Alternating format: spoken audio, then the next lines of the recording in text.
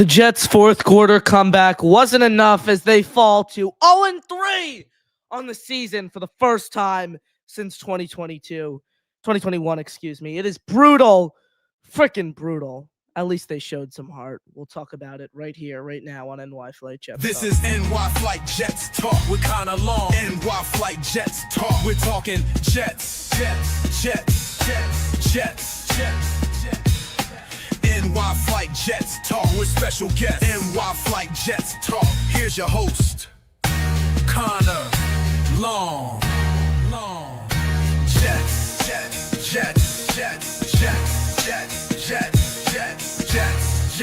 Jets.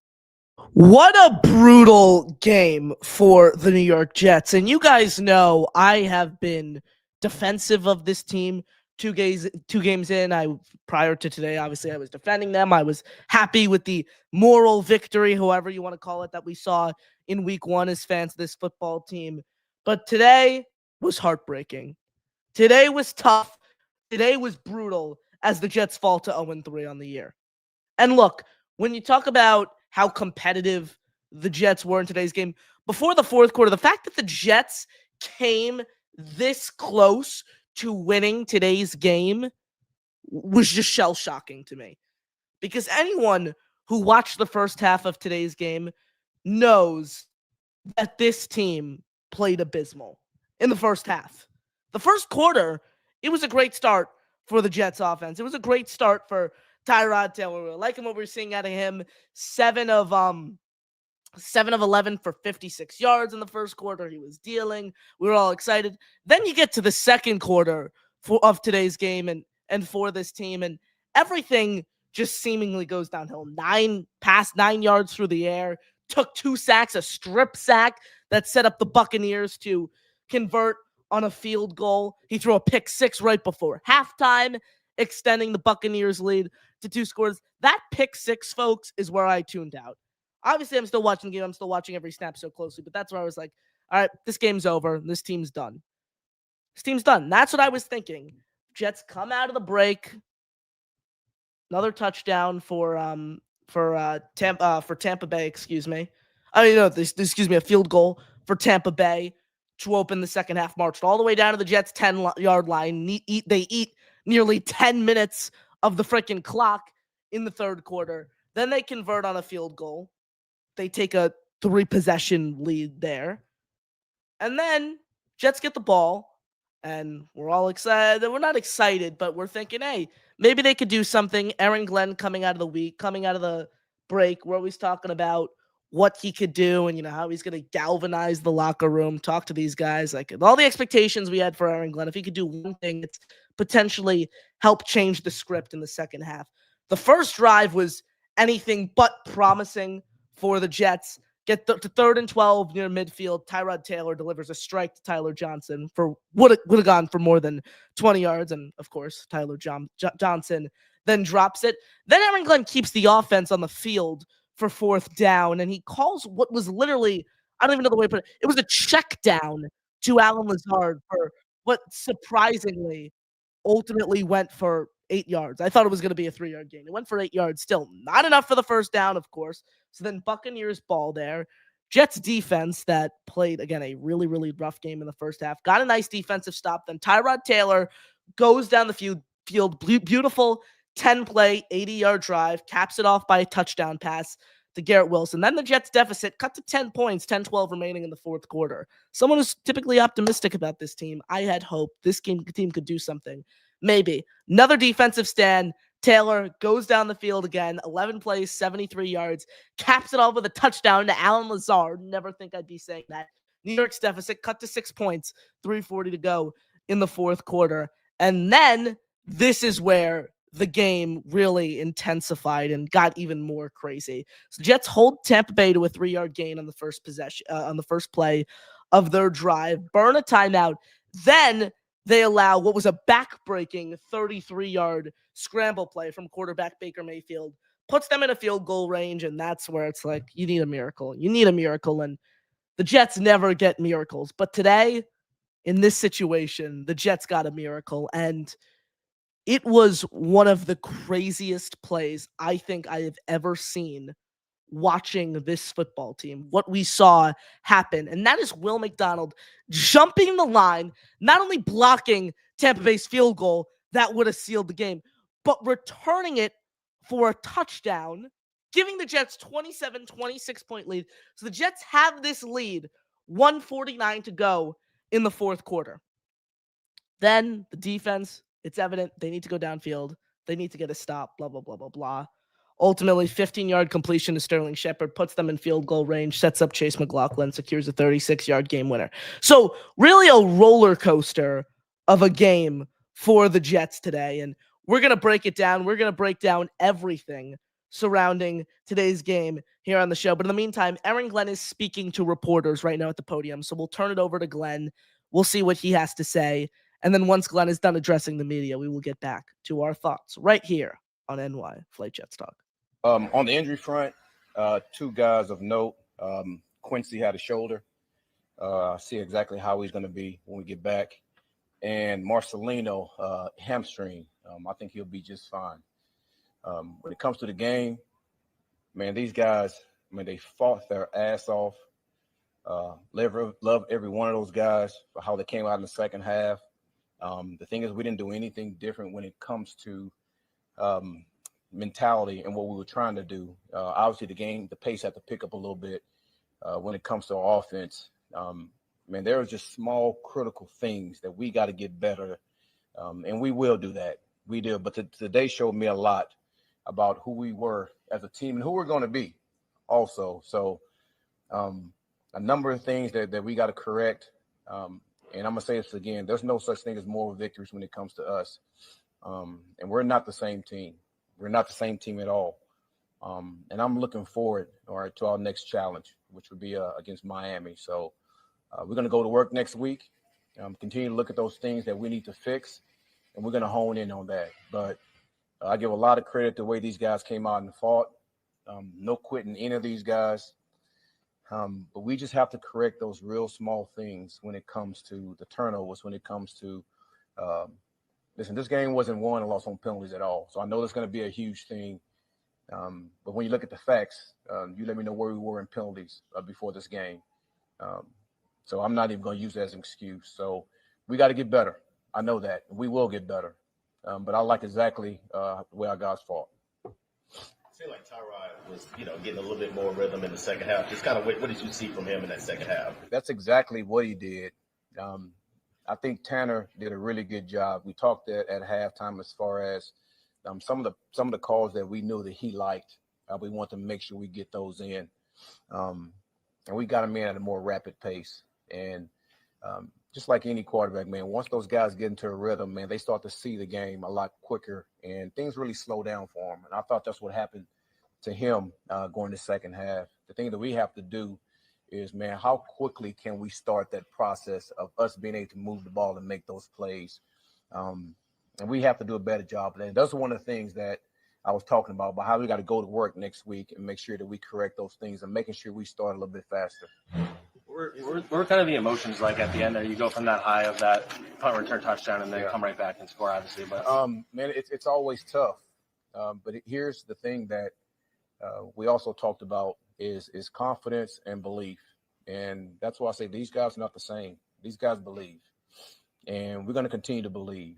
And no matter what the situation is, this is something we talked about going back to training camp. No matter what the situation is, we can always win the game. And those guys showed that. So I was proud of that all the things that we talked about in the offseason when it comes to that, these guys believed in that, and they showed it. There was a lot of pressure. You knew they were going to blitz a lot, and there was a lot of pressure. Can you just talk about that and some of the issues that blitz was causing?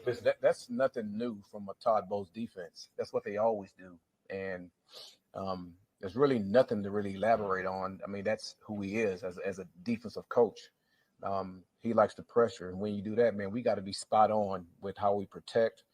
We also got to be spot on by getting the ball out too. And I thought we did a better job of that in the second half of being able to do that. So I thought across the board, our players understood exactly what we had to do, and they did a better job of that in the second half. We just got to, again, make sure we do that better in the first half. Aaron, when you say we're not the same team, You said in your opening statement. What do you mean? You're not the same team as what? Well, we're not the same team as what everyone says, same old Jets. These guys are going to fight no matter what the situation is. There's no give up in them. I hate that term. And I really don't know what that term means, but I know this. They're not the same old Jets. All right. So these guys are fighters. I love these guys. And listen, we know we have work to do. And I said this before. This is not an instant coffee team. Right? This is a team that's going to continue to keep stacking until we get to where we need to get to where we can consistently win these games. And again, I like where we're at, but I know we have a lot of work to do. When Lazard scored, could you just go through the thought process? You kicked the extra point, Yeah. Whereas a two-pointer there would have protected you from them making a field goal. I mean, hindsight is always something that you guys always talk about, so I wish I would have known that was going to happen. But the thing is, it gave us a chance to go and score a touchdown like we did and get the lead. So I'm not going to go back and just think about what could have, what should have happened. That's what you guys do. I just know this. I know our guys fought their ass off to try to win this game. And I like everything that we did when it comes to decision-making when it comes to this game. Did you feel like Will was getting close? I know he had the running into the kicker earlier in the game. Did you see that coming? Well, our special team coordinator, Banjo, does a good job of identifying guys that can go make a play for us. And it just so happened doing scout team, Will want to rush the kick. And he was rushing from the edge. And me and Banjo looked at each other like, listen, we might give this guy a chance. And then we did. We had some edge rushes and then the one critical one where he was able to leap and be able to make a play was one that Banjo did a really good job of calling at that time of need. And listen, playmakers make plays. And that's what this game is all about. I mean, there's a number of things that can go through a game. There's ebb and flows that goes through a game. But at the end of the day, your playmakers got to make plays. And that's what Will did. Couple more. With the pass rush of the Jets today, one sack against the patchwork offensive line with Malk out and Godeke out and Worst out, is that a little disappointing? You know what? How many holding calls do they have? Seven. I'm not disappointed at that. So when you look at the totality of what happened, I thought those guys did a really good job. The thing that we do have to do a better job of, we had him in our grasp a couple of times, and we just got to finish those plays. So I know for a fact that we can make all these deals of, what could have happened. But the thing is, they forced 7 holding calls, and we had a guy in our hands, and that's what I'm disappointed in. We had him, and we didn't finish the play. Aaron, as a coach, how do you balance? I mean, you stressed the positives about how they didn't quit, but at the other, there's no moral victories, and you are 0-3 right now. Yeah. So how do you present that to the team in terms of a balance? Well, you just said it. We're 0-3. We're 0-3. How many more games do we have left? 14. That speaks for itself. We have a lot of games to go play, and you can build on this. The one thing I don't do, which I understand that New York media tries to do, is the negative parts of it, but I'm not going to be that way. I'm going to let you guys deal with that. We're going to look at the things that we did well, and we're going to continue to push forward because we're going to improve, and we're going to make sure we get over that hump. I do know that. Sauce Gardner, you didn't mention him among the injuries. Well, he came back in. Yeah. Make sure you look at the game. Tyrod's coming in. All right. That's Aaron Glenn speaking to Jets reporters following their brutal 29-27 loss. It sucks. It really does. And I trust me. You guys heard me last week. I hate saying moral victory. I hate saying hard fought game, blah, blah, blah, blah this, blah that. But the way that this team came back in the fourth quarter is something to build on. That is something that Aaron Glenn built. That is grit. That is fight. And look, it sucks that you wasted one of the greatest plays that this team has seen in the past decade, Will McDonald blocking that field goal and returning it for a touchdown. It sucks that Tampa Bay committed that many penalties and they still lost. However, the building blocks there. I didn't expect to win this game. I didn't pick the Jets. I thought the Jets were going to lose by 10 points today. I did. And the way it was looking at halftime, I wrote the recap for Jets X Factor. And the headline that I had in my drafts in halftime was, read verbatim of it, Jets get blown out by Buccaneers, fall to 0-3 for the first time since 2021. That was the headline I have. I have since, before I published it, changed it to Jets lose to Buccaneers after fourth quarter comeback falls short. So the fight, the grit that this team showed is something to build on. 0-3 sucks. This team's probably not making the playoffs. But do we think they were to open the year? If you had realistic expectations, probably not. It sucks. It does. But the fight, the grit, the play that I saw from Tyrod Taylor. Hey, if I'm starting Tyrod Taylor next week, if I'm Aaron Glenn, I want to see Tyrod Taylor get the starting nod again for this team next week. He earned it. That pick six, huge mistake. Huge mistake. Do not get me wrong. Do not get me wrong. That pick six was brutal. Could he avoid the strip sack? Maybe. 26-36, however. 197 yards, 2 touchdowns, 8 carries, 48 yards on the ground. It's the most competitive. I think this was the best offensive showing I've seen. Maybe Pittsburgh, just because the running game was stronger against Pittsburgh. But this was a strong offensive performance, and I'm leaving Tyrod Taylor out there against the Miami Dolphins. I'm not putting Justin Fields back out there. I'm rolling with Tyrod. So, brutal that they lost, but man, there really were some positives. There really were some positives from today's game. The grit, the fight, the battle. Keep in mind, they were also without Jermaine Johnson. They were without 5 starters today. They lost Quincy midway through the game to a shoulder injury, who was light years their best defensive player on the field today. Keep that in mind as well. Thank you for joining us right here on NY Flight Jets Talk. I'm your host, Connor Long, breaking down the Jets' narrow, close, brutal 29-27 loss to the Tampa Bay Buccaneers. Your questions, your comments, your thoughts, throw those in the chat. You guys call into the show with the link that is pinned in the description down below. We'll stay on here a little longer. I want to hear what you guys have to say. So throw everything in the chat for us to get to. We appreciate you guys. We appreciate your support as always, and we'll be on the show every day. There's Jet content here all week long, breaking down this game, breaking down what's to come. So stay tuned for that. Be sure to smash the like button and hit subscribe right here on the program. Brutal, brutal, brutal. John, what a play by McDonald. Agreed. Charles says defense is terrible. Defense wasn't great, but they bounced back in the second half. They had some great consecutive stands there. And not for nothing, but Baker Mayfield is a very, very good pocket passer. He's one of the best pocket passers in the league, in my opinion. So there's that. Emeka Egbuka, that kid's special. Mike Evans, before he left the game, had a couple drops, but he was making plays deep down the field. The defense, I think, had their best performance of the year today. And the bar isn't that high, but I think the defense delivered the strongest performance we've seen from them this season. I'll say that. Jets Flightplan says, didn't help we didn't have Sauce and Quincy for that last drive. Well, they had Sauce. Sauce came back in. Quincy wasn't out there. And Sherwood, again today, for the 3rd week in a row, looked entirely unplayable for this team. He was a liability out there for the Jets today. So Sherwood has to turn it around. He does. He really, really does. It's 3 games in, I get it. Turn it around, Jamie and Sherwood. Same goes for MC2. MC2 made a couple nice plays in the first half, but overall was a net negative. Ugh. It just sucks because that comeback... Look, never at one point in the game did I think the Jets were actually going to win today. But they had us on the edge of our seats at the end.